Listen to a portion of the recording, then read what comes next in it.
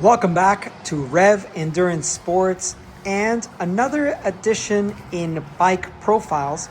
It's been a minute since I've done one of these, but as I said before, my content is pretty much organic. It's whatever comes through the shop, whether I'm repairing it, building it from scratch or whatever. That's typically where the content comes from. And then there's lifestyle stuff. So if you like that sort of stuff, please make an effort to like and subscribe so that you'll know when I post new videos. You'll hit that notification bell. All right, so what we're going to talk about today is this Cannondale CAAD12.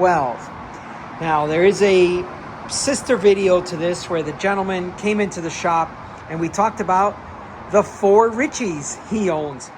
But this is a bike that he keeps here at his in-laws, here as in San Diego, and he's from Maryland, and so his quiver is at home. So those 4 Richies will not be profiled in this video, or maybe in the future.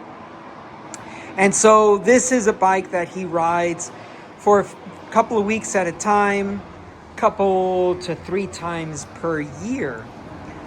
But it had gone into a little bit of neglect. So he came in saying, hey, everything's creaking and everything makes noise, everything's squeaking and chirping. And I took it for a test ride and I was like, oh my God, yes, we're going to give this bike some love. So what we did was we did an overhaul where we basically removed everything off the bike except the brake calipers. So crankset came out, the derailleur chain. We're going to talk about some of that other stuff now. But just before I get into the details of this job, I love Cannondales. I think they're great bikes. They've always offered a very good value for the money. And so something like this, Cannondale, aluminum frame with 105 mechanical group set. I mean, this was the bike that we would always recommend to a new rider. Hey, you know, make sure you get a bike with at least 105 on it, and you know, if you don't want to buy a carbon bike, you save some money, buy an aluminum bike. And you know, these bikes were $800 to $1,000 or thereabouts, and someone could start getting smiles for miles with a very good bike to start with. And then of course their carbon bikes and their Cannondale Evo, Super 6 Evo was one of my favorite bikes. The only drawback is you can't put massive tires on it because, well, it was pre all of that. But anyway, let's go through some of the stuff that we did here. So as I mentioned, this is a 105 group set. So 105 shifters, and what we ended up doing is replacing his 105 short cage derailleur with this GS derailleur and cassette and chain. So we're going to get into that in just a minute. But obviously the wheels are a significant upgrade to what this might have come with, which might have been like an RS wheel set. So the Road Series Shimano wheels that they put on OE bikes might have been something, you know, where it's I don't know, a couple of $100 if you bought them off the shelf. But the gentleman had these as spare wheels that probably came off of another bike. He possibly sold another bike, and then these wheels were available, shipped them, or maybe brought them with himself to San Diego and put them on this bike. And I mean, this really now becomes a very good bike when you've changed the wheels, and obviously the stock tires were probably really low end. But so these are the Head Ardennes wheels, and I've talked a lot about these on my channel. These have a textured brake track, and they offer phenomenal braking performance. And anyone that says, oh, I need to get a disc brake bike because I need better braking, well, you misguided in the first place because rim brake brakes better. But if you want to, then get these wheels as an upgrade to your rim brake bike, and you will not be looking for a disc brake bike anymore. Now, the gentleman wanted a compact setup, so he wanted a 5034 to kind of help with some of the hills we have here. This is a 5236. Now, the challenge is that this being a Cannondale SI, so system integration, SI crank, this is a 5-arm spider. And so most chain rings now are 4-arm spider. And, well, I didn't have any that were 5-arm spider with a 110, nor did we have the time to order something and bring it in. This bike has been turned around in 24 hours, everything that I did to the bike. So I moved some other things around, and I still got my ride in with Jess today. So there's a video out there of us with new helmets today. Since I did not have a compact 5034 chainring option for him with a 5-arm spider, I then suggested, look, I have the 105 long cage derailleur, a GS, and an 1134 cassette in the 105, well, the 700 series, so basically 105. So you can save some money with these two items. The chain had to be replaced anyway because it was corroded, and it was way past being worn. I mean, when you put the chain checker tool on there, it just literally just bounced around in there. So that's what we ended up doing here. And so now with the chain being very worn, and the cassette would have been suspect. I'm pretty sure that cassette was going to have to get replaced. So the chain had to get replaced. The cassette had to be replaced. So why not then upgrade to a 1134 cassette? So now he's got 6 more climbing teeth in the back. And this rear derailleur, even though Shimano doesn't tell you, you could probably put 1136 on here if you had. I think SRAM makes an 1136, so you could put that back there, because this long cage derailleur can fit quite a bit of stuff on there.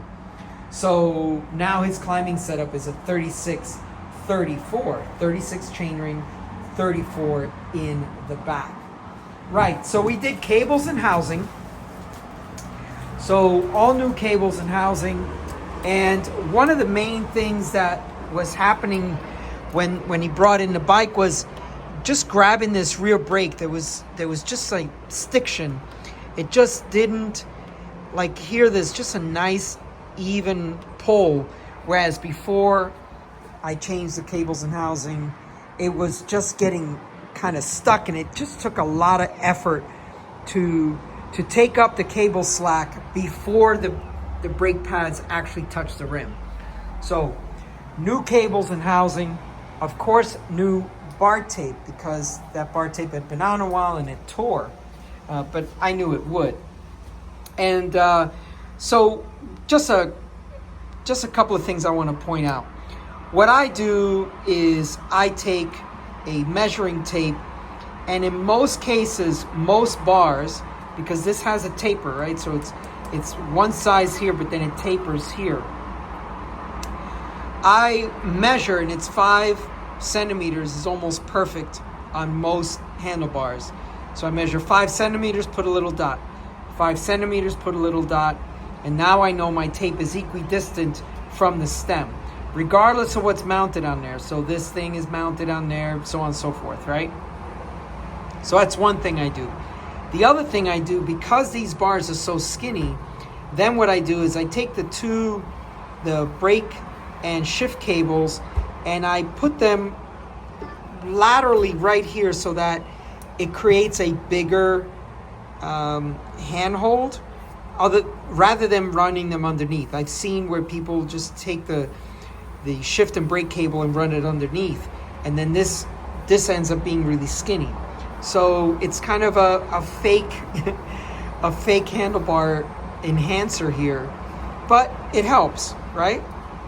And then lastly, because there's always someone. Yes, I wrap the bar tape top down. It is the best way to wrap your bar tape. It is very, very clean. You notice there's no electrical tape, there's no finishing tape, there's nothing there. And then this is even the most ideal situation. You got a bar plug that you bolt in, right? So the silliness that I get, the comments that I get is, oh, you wrapped it backwards, so now when your hand slides, you're going to, catch the bar tape and it's blah, blah. Stop. That doesn't happen. Please stop making comments like that, because it just doesn't happen. Wrap the bar tape top down. Of course, you want to wrap it this way here and this way here, because that's the natural way you're going to grip this bar. And you do your figure 8 here. Also, I don't put that extra strip of tape that goes across here. I don't do that because then it ends up too bulky. Look how nice and flat that is, and there's no bulk there. So I don't put that additional strip to cover up the band. You can cover the band with the bar tape itself. You just do the figure 8 and everything's fine. All right, so that rant over for the bar tape, because I get these ridiculous comments on this stuff. Took the crankset out to inspect the bearings. The crank spindle was completely dry. There was no grease on the bearings to act as an element barrier. So when I took the crankset out, lubed everything, put all that back together. I also took the headset bearings out, and they were dry. So lubed all that, put all that back together. This bike is literally new, right? Because you got new drivetrain components, basically. And you have all your bearings they're in good shape, by the way. So the headset, no notching, and there was no notching in the bottom bracket either. So that was a very, very good find, because we just didn't have the time to replace all those bearings. I would have had to order them, and the gentleman wants to ride tomorrow, today being Wednesday, he wants to ride Thursday. So hopefully Jess and I will take him out for a ride, and that'll be cool.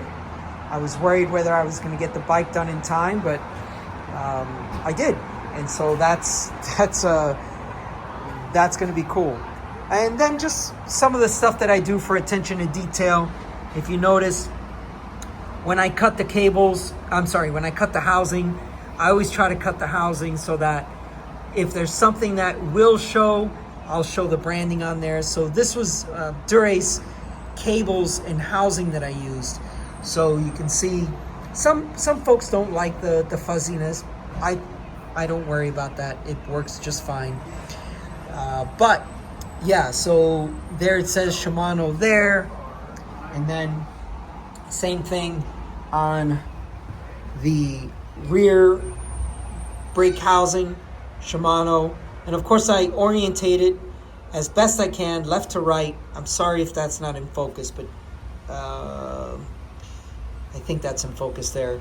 And these are just little attention to detail things that I do, because you want the bike to present well. If it presents well, then the customer has good confidence that you took extra care to replace, repair, lube, whatever, to get the bike back to the gentleman. So in this case also, the pigtail, the other pigtail was literally like 5 centimeters long. It was like way out here. Pigtail in the back was also super long. I don't know. Now the bike was purchased from REI. I don't know if that's in focus. I just have the camera there. I'm not looking at the viewfinder. But the bike was purchased at REI, so you don't know who you're going to get there. Sometimes they're really, really good mechanics. I had a few friends that worked at REI. there were people I used to ride with from time to time, and they were gearheads. I mean, they really were bike nerds, and they really cared. That was the local one here in I believe it's called Encinitas in that area. It's either Encinitas or Carlsbad, REI. But yeah, these are one of my favorite bikes. A lot of folks love the level top tube of these Cannondales, and yeah. This is really a cool bike. All right, well, I know I've got some Cannondale folks out there, and I know I've got some CAD folks out there. These, as I mentioned before, great value bikes with a good component, with a good or better, best component group on this. These bikes are race worthy. They really are. So anyway, let me know what you folks think about this overhaul, and also let me know if you own a Cannondale and probably will not buy another bike, because I know that's the loyalty that some of these bikes get. Okay, thank you so much for tuning in. Please like and subscribe, and we will see you up the road.